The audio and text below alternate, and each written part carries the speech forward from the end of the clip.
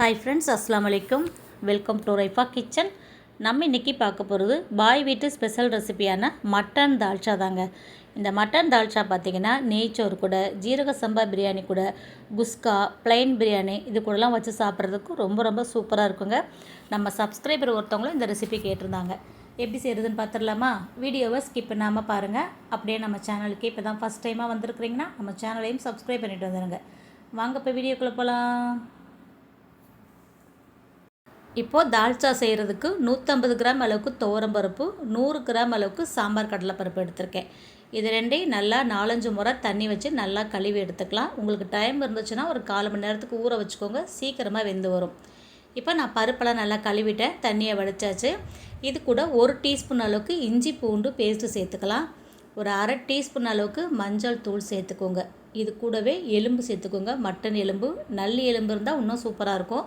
எனக்கு நல்லி எலும்பு கிடைக்கல, நெஞ்சு எலும்பு தான் கிடச்சிது. பரவாயில்லன்னு நான் அதே சேர்த்துக்கிறேன். நீங்கள் நல்லி எலும்பு கிடச்சா சேர்த்துக்கோங்க.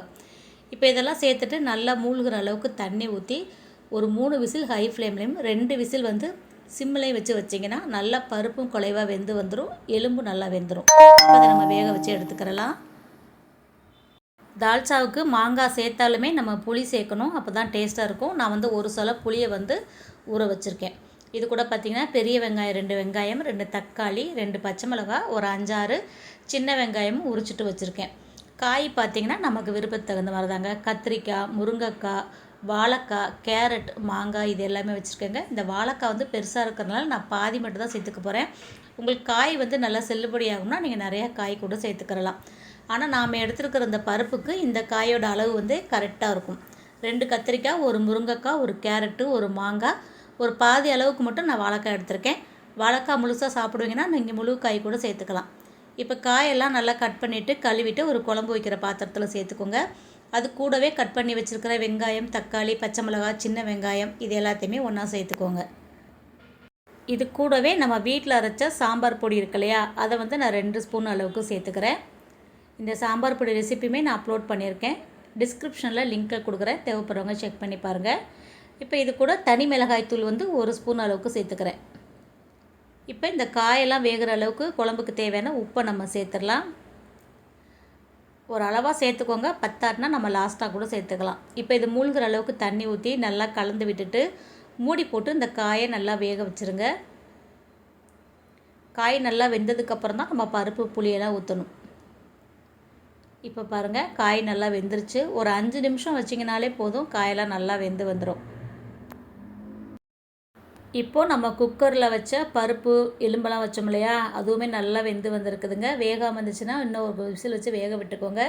எனக்கு காயே வெந்திருக்கு, பருப்புமே நல்லா கரெக்டாக வெந்து வந்திருக்கு. இப்போ லைட்டாக கலந்து விட்டுட்டு இந்த காய்கறி கூட சேர்த்துடலாம்.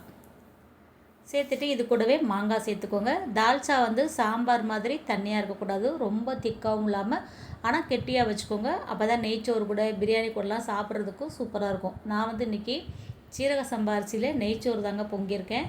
அந்த வீடியோவில் எடுக்க நான் மறந்துட்டேன் சாப்பாடை, தால்ச்சா மட்டும்தான் எடுத்திருந்தேன். இப்போ நம்ம ஊற வச்சிருந்த புளியவும் கரைச்சி அந்த குக்கரில் சேர்த்துட்டு அப்படியே அலசிட்டு இது கூட சேர்த்துக்கலாம்.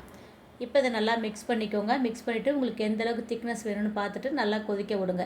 இந்த புளி, பருப்பு, மாங்காய் இதெல்லாம் சேர்ந்து நல்லா வெந்து வரணுங்க, அப்போ தான் நல்லாயிருக்கும். இப்போ நான் உப்பு கொஞ்சம் செக் பண்ணேன், எனக்கு உப்பு பத்தலை. நல்லா கொஞ்சமாக உப்பு சேர்த்துட்டு இது மூடி போட்டு நல்லா நம்ம கொதிக்க விட்டுறலாம்.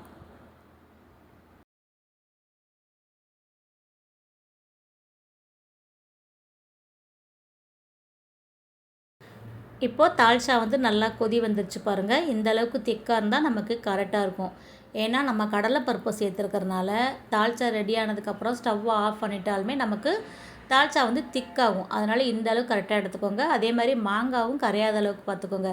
தால்ச்சானாலே எல்லோரும் மாங்காவும் எலும்பு பீஸ் தான் கேட்பாங்க, அதனால் மாங்காய் கரையாத அளவுக்கு பார்த்துக்கோங்க. இப்போ நமக்கு இது ரெடி ஆகிடுச்சு. இது மேலே நம்ம நிறையா மல்லித்தலை தூவிட்டு தாளிச்சிடலாம். தால்ச்சாவுக்கு மெயின் பார்த்திங்கன்னா இந்த தாளிப்பு தாங்க. தாளிக்கிறதுக்கு எண்ணெய் சூடானதும் சின்ன வெங்காயம் ஒரு 5-6 வெங்காயத்தை கட் பண்ணிவிட்டு சேர்த்துக்கோங்க, சூப்பராக இருக்கும். இது கூடவே பார்த்திங்கன்னா இஞ்சி பூண்டு பேஸ்ட்டு, தால்ச்சா தாளிக்கும் போது கண்டிப்பாக இஞ்சி பூண்டு பேஸ்ட்டு சேர்த்துக்கோங்க, அது நல்ல மனம் கொடுக்கும். இது கூடவே நீங்கள் 1 ஸ்பூன் சாம்பார் தூள் கூட சேர்க்கலாம், அதுவுமே நல்லாயிருக்கும். நான் இன்றைக்கி மறந்துட்டேன், எல்லாம் எப்போவுமே பார்த்திங்கன்னா கொஞ்சம் சாம்பார் தூளும் போட்டு தாளிப்பேன். இப்போ இஞ்சி பூண்டு பேஸ்ட்டு போட்டாச்சு. இது கூட வந்து ஜீரகம், மெயினாக ஜீரகம் கடுகும் சேர்த்துக்கோங்க. இது நல்லா பொரியணும். வெங்காயம் நல்லா கலர் மாதிரி, சீரகம் கடுகு எல்லாம் நல்லா பொரிஞ்சாதாங்க அந்த மணமாக சூப்பராக இருக்கும். இப்போ பாருங்கள் எல்லாமே நமக்கு நல்லா பொரிஞ்சு வந்துருச்சு. இப்போ இது கூட ஒரு கொத்து அளவுக்கு கருவேப்பிலை சேர்த்துக்கோங்க. சேர்த்துட்டு இதே நல்லா பொரிய விட்டுருங்க. இது அப்படியே நம்ம சூடாக இருக்கிற தால்ச்சாவில் கொட்டி அப்படியே கப்புன்னு மூடி வச்சிடணுங்க. சூப்பராக இருக்கும், நல்ல மணமாக இருக்கும். இந்த தாளிப்பு மணம் தான் தால்ச்சாவை நல்லா டேஸ்ட்டாக கொடுக்குங்க. இப்போ ஸ்டவ்வை ஆஃப் பண்ணிட்டேன். இப்போ நம்ம தாளித்து வச்சுருக்கிறது இந்த சாம்பார் தால்ச்சாவில் சேர்த்துட்டு அப்படியே கப்புன்னு மூடி வச்சுருங்க. அவ்வளோதான், நமக்கு பாய் வீட்டு ஸ்பெஷல் மட்டன் தால்ச்சா ரெடி. இதே மாதிரி நிறையா மட்டன் தால்ச்சா, மட்டன் குழம்பு, மட்டன் கிரேவி, மட்டன் மிளகு வறுவல், இந்த ரெசிபி எல்லாமே நம்ம சேனலில் இருக்குதுங்க. சேனல் நேமுக்கு கீழே ப்ளேலிஸ்ட்டில் மட்டன் ரெசிபீஸ்னு கொடுத்துருக்கேன். தேவைப்படுறவங்க செக் பண்ணி பாருங்கள். டிஸ்கிரிப்ஷன் பாக்ஸ்லையுமே நான் மட்டன் ரெசிபியோட லிங்க் கொடுக்குறேன். தேவைப்படுறவங்க செக் பண்ணி பாருங்கள். அவ்வளோதாங்க, இன்றைக்கி லஞ்சுக்கு மட்டன் தால்ச்சா, சிக்கன் கிரேவி, நெய்ச்சோறு இது எல்லாமே ரெடி ஆகிடுச்சுங்க. சிக்கன் கிரேவி ரெசிபியுமே நான் குக்கரில் எப்படி செய்கிறதுன்ற வீடியோ நான் அப்லோட் பண்ணியிருக்கேன்.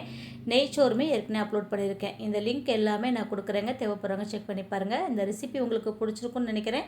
பிடிச்சிருந்தா நீங்களும் இதே மாதிரி செஞ்சு பார்த்துட்டு எப்படி இருக்குன்னு சொல்லுங்கள். வீடியோ பிடிச்சிருந்துச்சுன்னா லைக் பண்ணிவிட்டு நிறையா ஷேர் பண்ணிவிடுங்க. நீங்கள் லைக் பண்ணி கமெண்ட் பண்ணுற மாதிரியே இப்போ கமெண்ட் பாக்ஸில் ஹைப்னு ஒரு ஆப்ஷன் கொடுத்துருக்காங்க. இந்த வீடியோ பிடிச்சிருந்துச்சுன்னா வீடியோக்கு ஹைப்பே மறக்காமல் கொடுத்துருங்க. சேனலை சப்ஸ்கிரைப் பண்ணாமல் பார்த்துட்டு இருந்தீங்கன்னா அப்படியே சப்ஸ்கிரைப் பண்ணிவிடுங்க. இன்ஷா அல்லாஹ் இன்னொரு வீடியோவில் பார்க்கலாம். பாய் ஃப்ரெண்ட்ஸ், அஸ்ஸலாமு அலைக்கும்.